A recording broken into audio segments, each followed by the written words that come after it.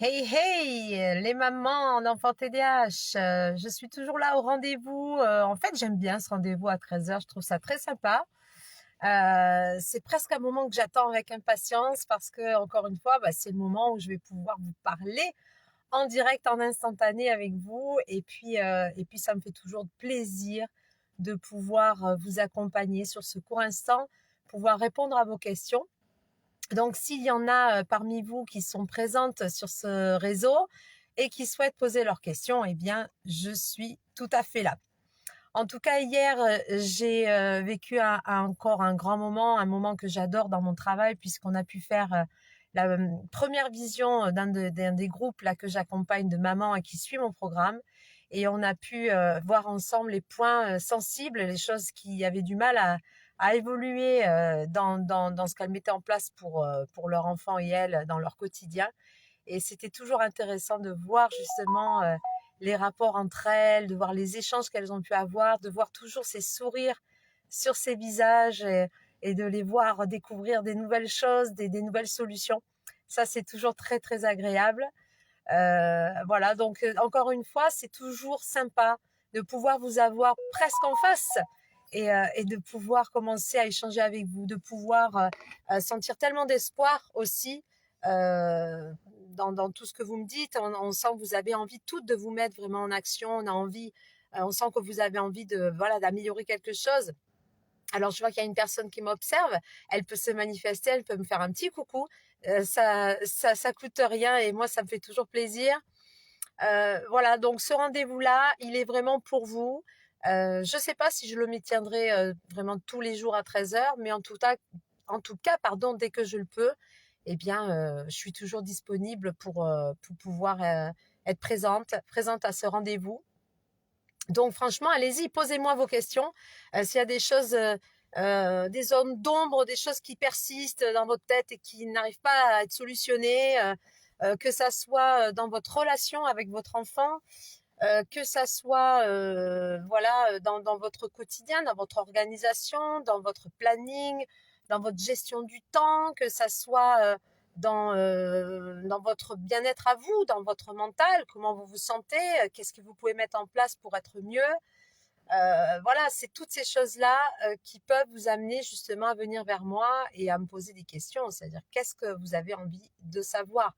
C'est vrai que lorsque j'accompagne les mamans d'enfants TDAH, j'essaye de vraiment aborder toutes les sphères de leur vie, de voir, on n'est pas toutes pareilles, je veux dire, on a toutes des besoins particuliers, on a toute une situation particulière, un enfant particulier aussi qui va avoir ses propres troubles, ses propres comportements, ses propres besoins. Et c'est vrai que la maman, souvent, elle n'arrive pas trop à se positionner au milieu de tout ça. Et elle a aussi ses propres besoins à elle. Donc, moi, c'est ça qui me plaît, c'est de pouvoir justement aborder tout cela avec elle et voir comment on peut faire. Parce que parfois, souvent, je cite cette fameuse loi, la loi de Pareto, qui consiste à, en 20% d'efforts, elle peut récupérer 80% de résultats. Et ça, mais c'est juste gigantesque parce que parfois, il suffit simplement d'un un petit quelque chose pour pouvoir activer beaucoup de choses, des choses qui vont être très importantes dans son quotidien et qui vont lui permettre vraiment, vraiment d'activer un changement positif. Donc, voilà, moi, je suis là justement pour vous amener à basculer sur ce petit changement et qui va vous amener à un maximum de résultats. Donc, voilà, manifestez-vous, posez-moi vos questions. Je suis vraiment là pour ça. Ça me fait toujours, toujours plaisir.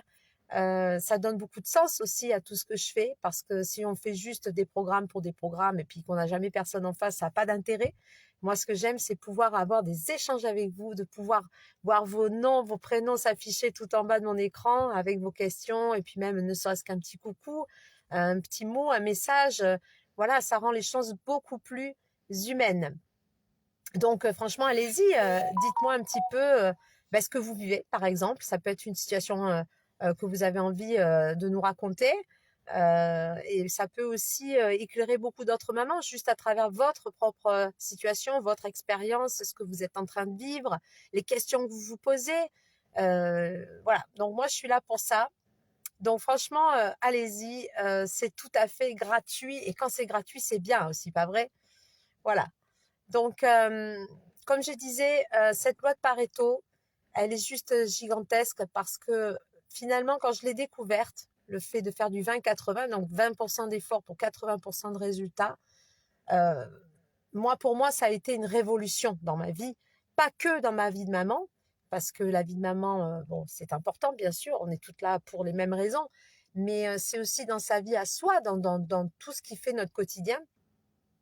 Parfois, on met beaucoup d'efforts, on monopolise beaucoup d'énergie pour beaucoup de travail, beaucoup de choses lourdes, des choses difficiles à mener, et pour avoir finalement un tout petit résultat. Et finalement, qu'est-ce qui se passe? Eh ben, la répercussion sur notre morale, c'est j'en ai marre, je laisse tomber, j'abandonne parce que finalement, je n'ai rien, j'obtiens rien, et tout ce que j'ai fait, ça a servi à rien ou presque rien.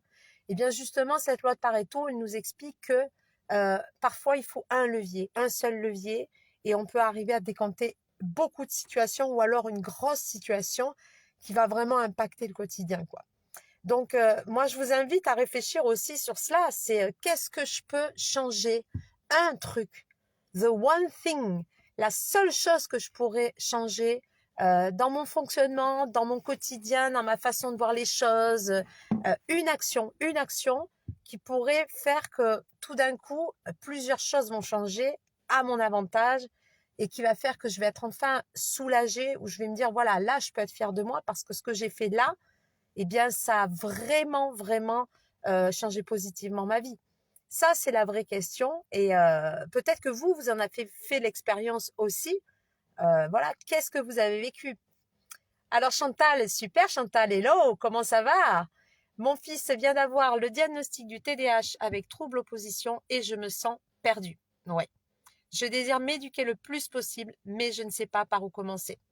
Et oui, et c'est une excellente question, Chantal. C'est déjà une énorme décision que vous avez prise de vous dire, voilà, là, je sens que moi, j'ai un pouvoir sur certaines choses. Je peux peut-être faire quelque chose de mon côté. Et ça, c'est déjà génial. Je vais vous dire même, c'est presque 50% du boulot de fait.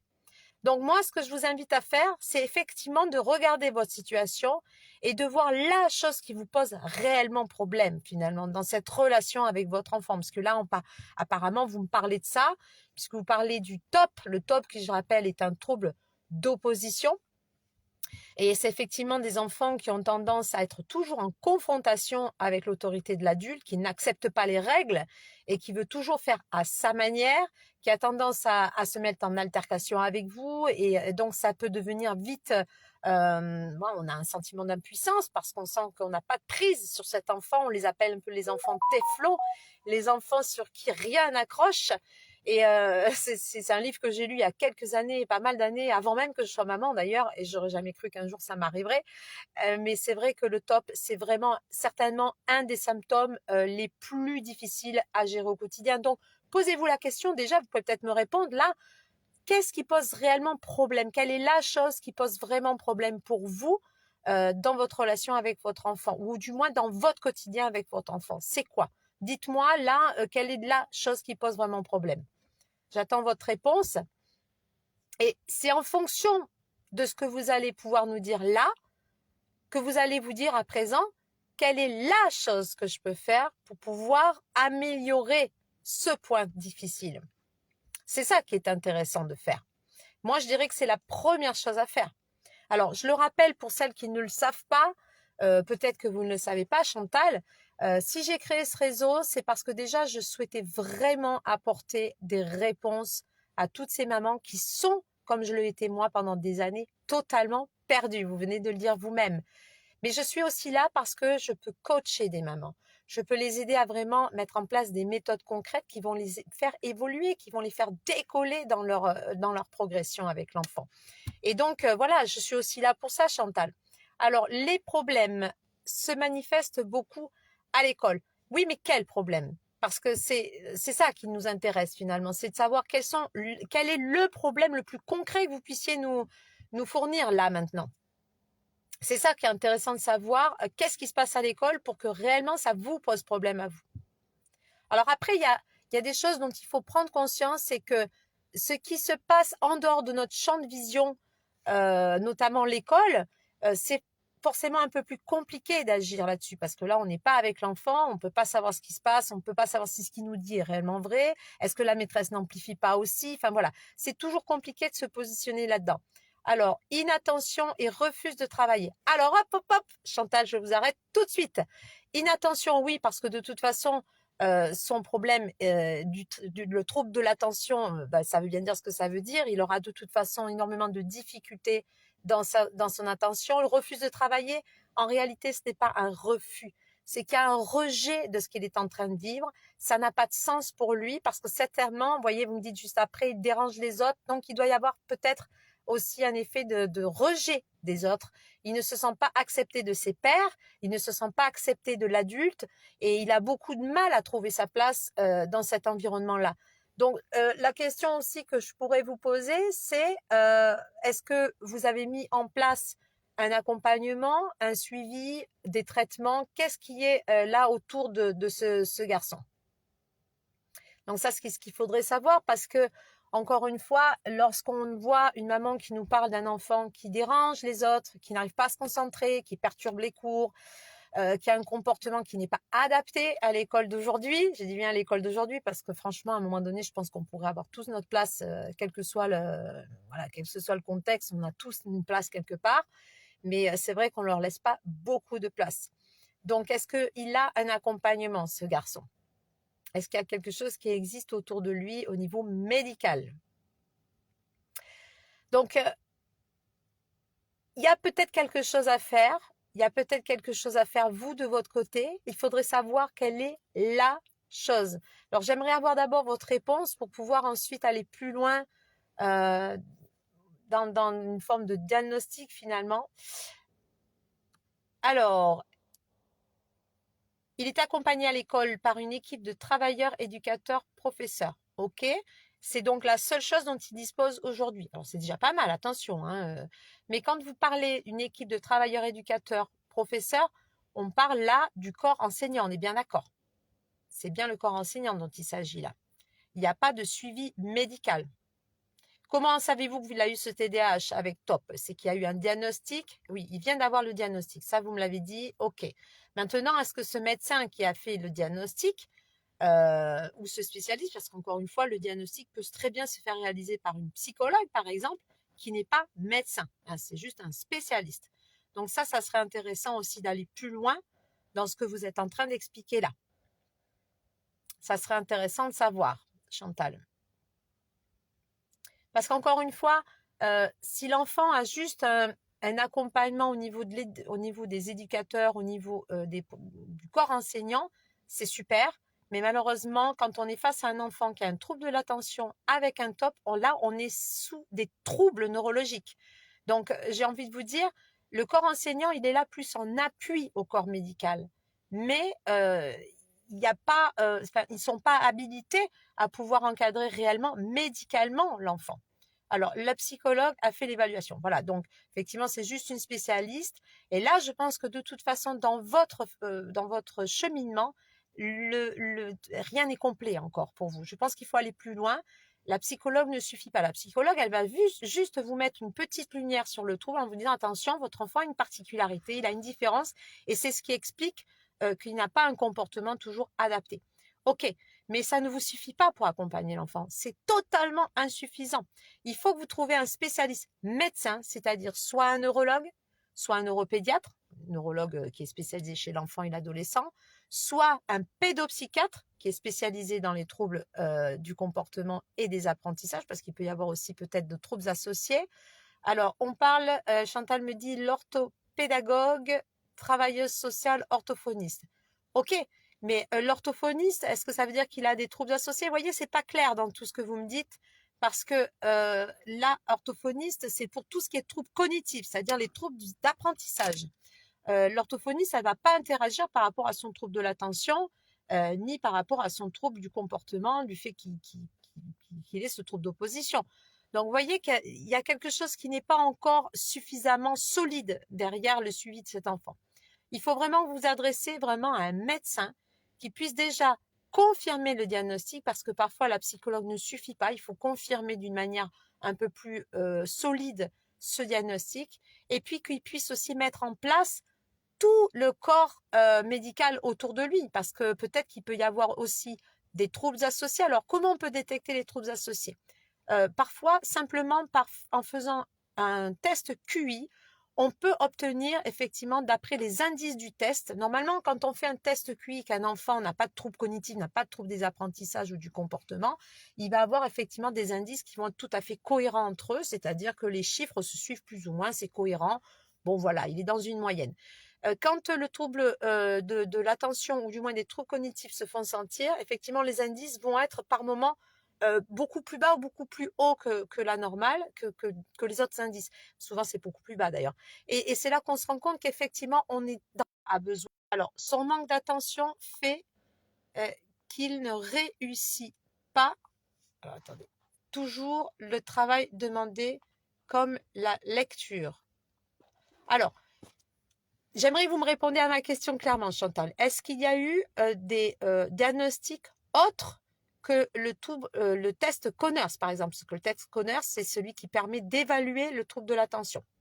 Parce qu'encore une fois, oui, c'est vrai, le trouble d'attention peut empêcher l'enfant d'évoluer normalement dans ses apprentissages, mais ça ne suffit pas. Il faut savoir pourquoi une orthophoniste intervient. Est-ce qu'il y a eu un bilan orthophoniste? Est-ce qu'il y a eu un bilan ergothérapeute? Est-ce que, voilà, tout ça, est-ce que ça a été fait? Est-ce que vous avez vu un médecin spécialisé, c'est-à-dire neurologue, neuropédiatre, pédopsychiatre? Est-ce qu'il y a eu un diagnostic fait par un médecin? Vous voyez que votre cheminement déjà n'est pas clair, parce que même dans votre façon de me définir les choses, on sent que vous-même, vous ne comprenez pas très bien finalement en quoi ça consiste et pourquoi ils sont là.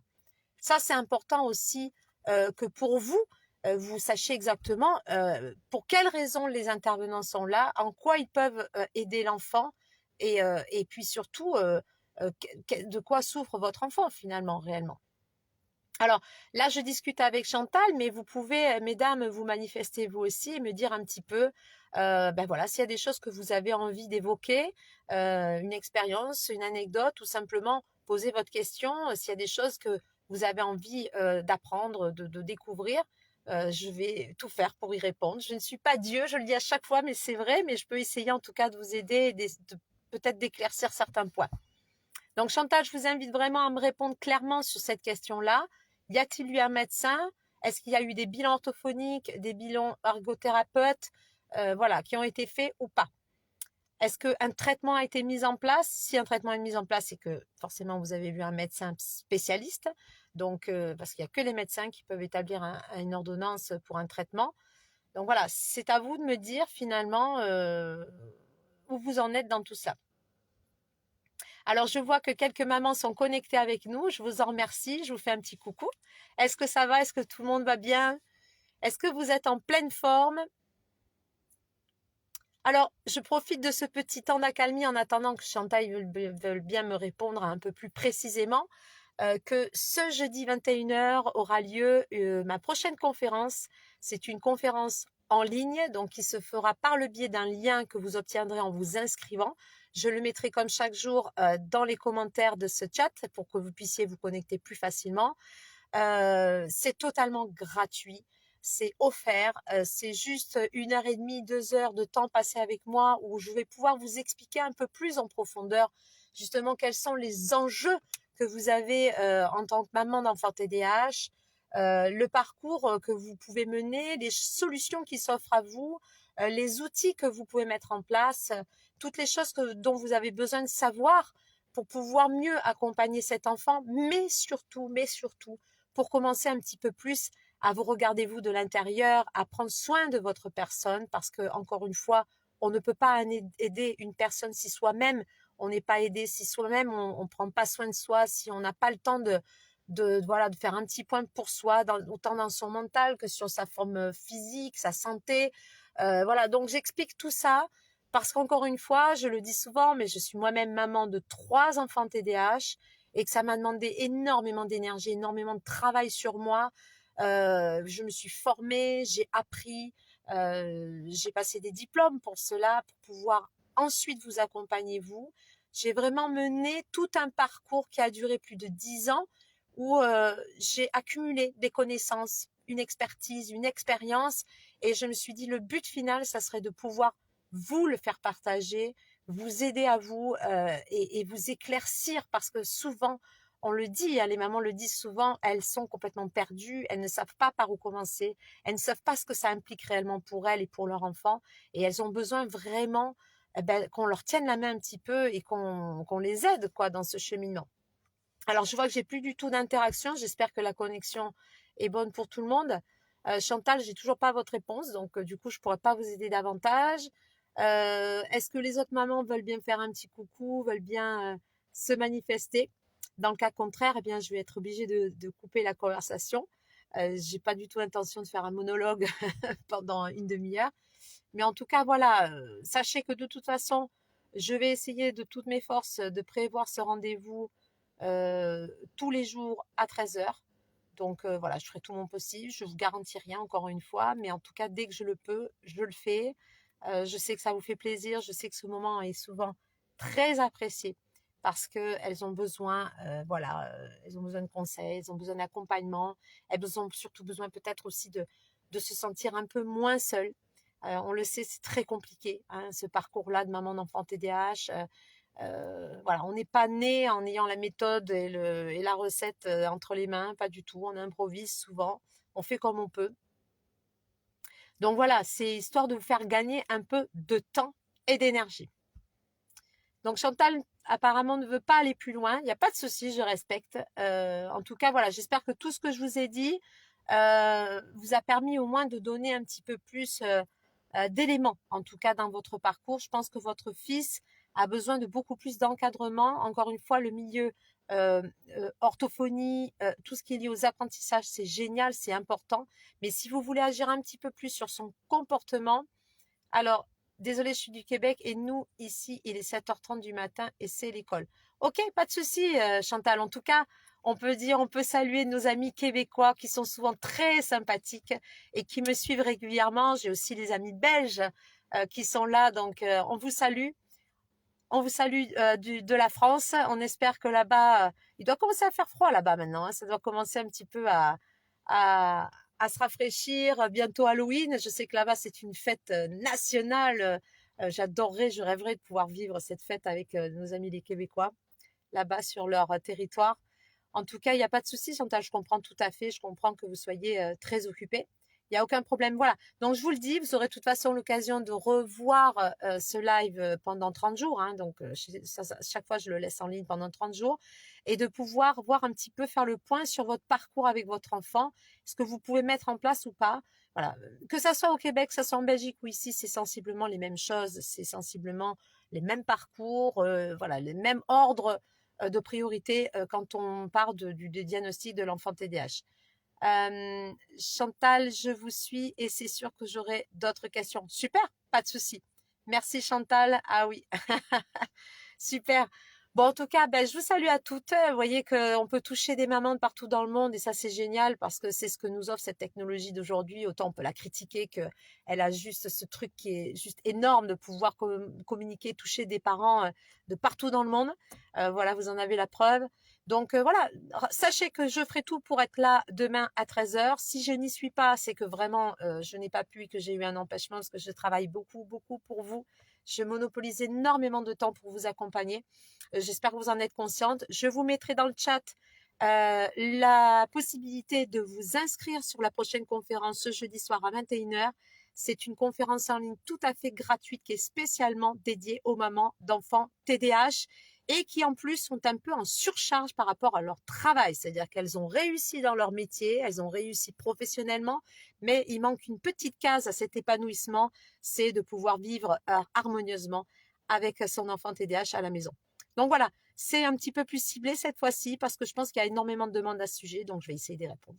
Je vous salue et je vous dis à très bientôt, mesdames. Au revoir.